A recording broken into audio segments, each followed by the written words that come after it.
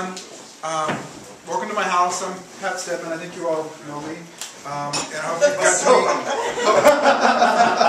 I hope you got to meet my partner Dave. Let me set this down. Dave's right there. Come on over, Dave. Dave, thank you so much for helping set up. Our host with the Thank most. you, Dave. Dave, thank you for helping set up.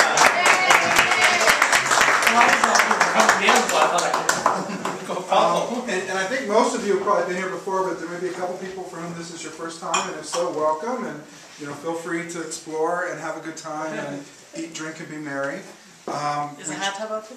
There's no hot tub. Turn it. Not that kind of merry.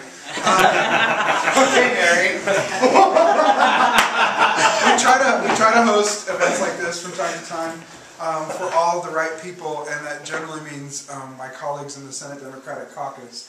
And I am really, really happy to have Senator Irene Aguilar here tonight, and all of you here to support her.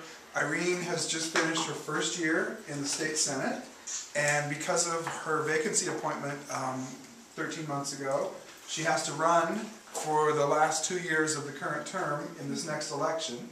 And we all have brand new districts thanks to the Redistricting Reapportionment Commission.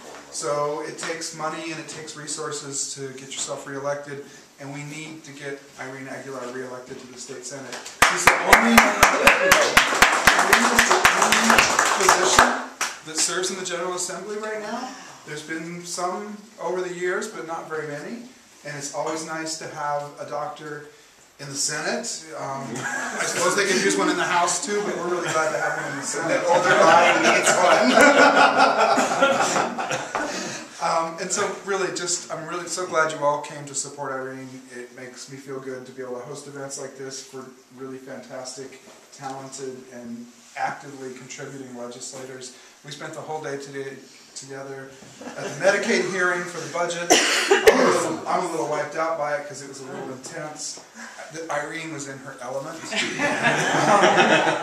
I'll let her tell you more about it, but give it up for my friend Irene Aguilar. Thank you so much for coming, and I apologize to my co-senators who I know also had events tonight, and I thank you for coming to mine, but I understand those who couldn't. And I wanted to say that I am so pleased to be there working with Pat, and actually I want to thank Jeff and Fofi for helping organize this. Thank you. And their machine, and then I have to, because I always get in trouble for forgetting my staff, I have to first recognize my treasurer, Ed Hall, because he always points out I always forget him. Chris Baumgars, who's volunteering with me, and Susan Lontine, who works with me in my office, and Owen Perkins, who does my newsletters and campaign organizing, and is really my nag and is making me do all this stuff. So thank you, Owen. Good job. Yeah,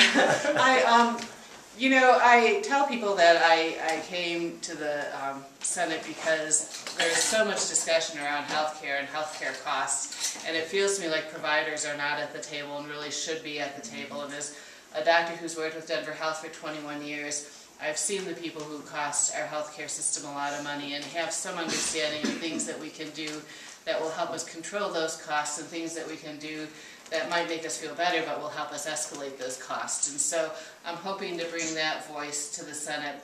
As a young woman who grew up in inner city Chicago, went to Chicago public schools, I know what a great equalizer an education can be, and I'm really passionate about trying to be sure that this growing Latino population that we have in our state gets that kind of education and can have the opportunities that I have, that I know have changed not only my life but that of my family. It's really made a big difference. And then the final thing I know many of you know I'm passionate about is I have a daughter who is 17 years old, who's pretty significantly disabled. She's on the waiting list for developmental disability services. And I think that we have a safety net that we have to be sure continues to exist as these young adults continue to age with disabilities. Medicine brings us blessings, and it's been a blessing to my life to have my daughter, but it's a really hard burden for a lot of families to carry, and I think we need to be sure we give them the support they need so they can have a fruitful and productive life. And so I want to thank you so much for coming. I'm looking forward to the upcoming session. I said I'm feeling a little ghetto, let's go, let's do it. And I look forward to seeing you all there. Thanks.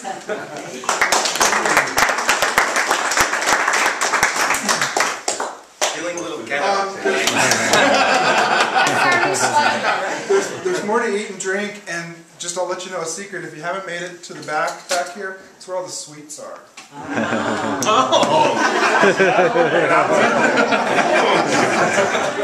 if I haven't gotten to talk to you personally, please come up and introduce yourself to me. I'd appreciate the opportunity. Thanks. Nice to see you.